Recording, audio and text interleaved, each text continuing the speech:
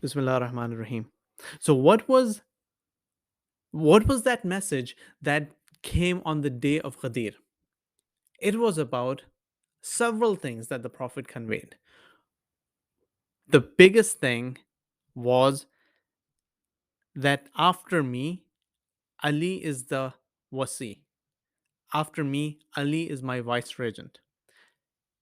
I am leaving two things among you: my book, the Quran, the book of Allah, and my household, and they will never be separated till they both reach me at the Hauz, at the Qasr, at the pond of Qasr on the day of judgment. And he said, O Allah, be pleased with them who's pleased, who keeps Ali as his friend. O Allah, be the enemy of those who keep Ali as their enemy. And said, be and made a lot of du'as for the people who will support Ali ibn Abi Talib, and made a lot of warnings for the people who will be against Ali ibn Abi Talib. Now let's think about this. If the Prophet is making a covenant, if the Prophet is making an announcement, and people ignore that announcement right after that particular announcement, do you think Allah will keep the promise that Allah just made in verse 67 of Surah Al Ma'idah? That if the people of the previous books, if they had followed what Allah had revealed to them, they would have gotten the blessings from the heavens and earth, and Muslims should follow this. And the Prophet is making a covenant, but Muslims ignored that fact. Then why would Allah keep his covenant? Now, I'll give you another example.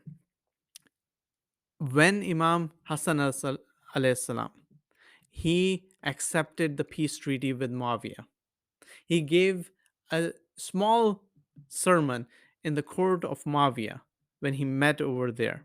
And he said, O Muawiya, tell me that why are you so greedy about this rulership, especially when Prophet has himself said that if the nation leaves the most knowledgeable person and follows someone who is not knowledgeable, then this power will always remain with the non-deserving till the point that the nation starts following the call of, like Bani Israel, who left Hazrat Harun, started worshipping a cow, even when they knew that Hazrat Harun was the Khalifa of Musa. Similarly, the Muslim Ummah left Imam Ali even when they knew that he was the Caliph after the Prophet. And Prophet had already told everyone that Ali had the same relationship to me as Harun to Musa.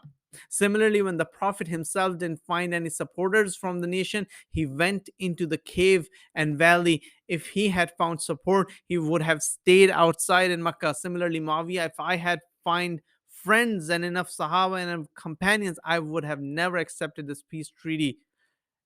O people, search in east and west. You will not find a single person, a single son of Prophet, except for me and my brother. O Muawiyah, Muawiyah thinks that I have considered him eligible for Caliph and did not consider myself eligible, but Muawiyah is categorically wrong in this thought. By Quran and Hadith, I am the most eligible person for this position among all people. I take oath on Allah that if everyone had accepted my bay'ah, obeyed me, and helped me, I would have given them every drop of water from the sky and all the treasures of the earth. This part of the sermon is exactly what Allah Ta'ala mentions in Surah Al Ma'idah. This is the exact same thing that I just mentioned in that narration. Because of the Imams, the rain comes, the blessings comes from Allah. And this is exactly the same thing that the Prophet mentioned on the day of Ghadir about the Vilayah of Imam Ali alayhi salam. But no one listened. No one listens today. Everyone argues. So the question is, how do you unlock this argument? And who tried to unlock this argument? Who gave everything to protect the ummah? Who tried to get the blessings of Allah for the ummah? Who struggled with everything. And what do we have to do? And what should we do in this regard?